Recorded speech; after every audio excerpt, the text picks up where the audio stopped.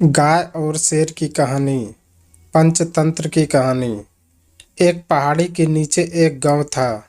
गांव के सारे जानवर हरी घास खाने के लिए सुबह उसी पहाड़ी के ऊपर बसे जंगल में जाते और शाम होते होते घर वापस आ जाते थे।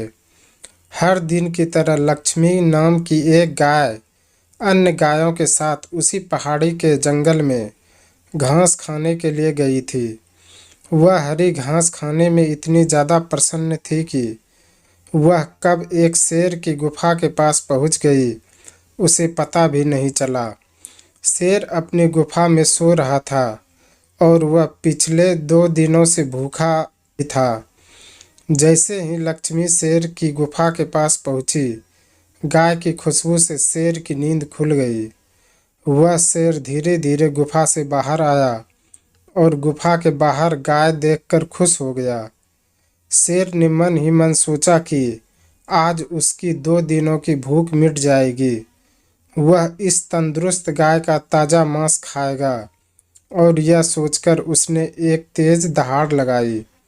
लक्ष्मी शेर की दहाड़ सुनकर डर जाती है। जब वह अपने आसपास देखती है तो वहां दूर दूर तक उसको कोई भी दूसरी गायें नहीं दिखी। जब वह हिम्मत करके पीछे मुड़ी तो उसे सामने शेर खड़ा हुआ दिखाई दिया।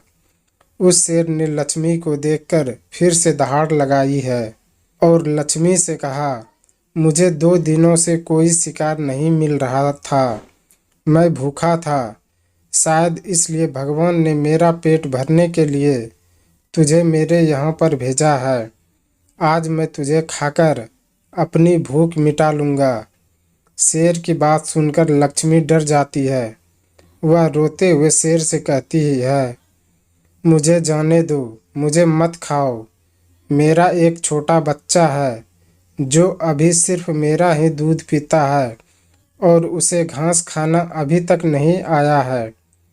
लक्ष्मी की बात सुनकर शेर हंसते हुए कहता है, तो क्या मैं अपने हाथ में आए शिकार को ऐसे ही जाने दूं?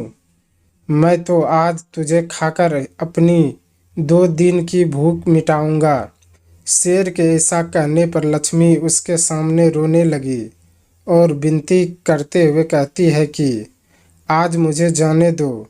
मैं आज अपने बछड़े को आखिरी बार दूध पिला दूंगी और उसे बहुत सारा प्यार करके कल सुबह होते ही तुम्हारे पास आ जाऊंगी। फिर तुम मुझे खा लेना और अपना भूख पेट भर लेना। शेर लक्ष्मी की यह बात मान जाता है और धमकी देते हुए कहता है कि अगर कल तू नहीं आई तो मैं तेरे गांव आऊँगा, फिर तुझे और तेरे बेटे दोनों को खा जाऊँगा। लक्ष्मी शेर की यह बात सुनकर खुश हो जाते हैं और शेर को अपना वचन देकर गांव वापस चली जाती है।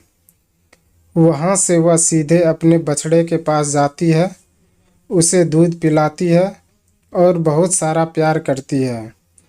फिर बछड़े को शेर के साथ हुई सारी घटना बताती है और कहती है कि उसे अब अपना ख्याल खुद ही रखना होगा। वह कल सुबह होते ही अपना वचन पूरा करने के लिए शेर के पास चली जाएगी। अपनी माँ की बातें सुनकर बछड़ा रोने लगता है।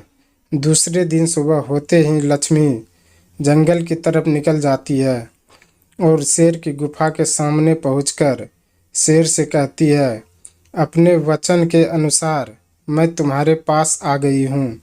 अब तुम मुझे खा सकते हो।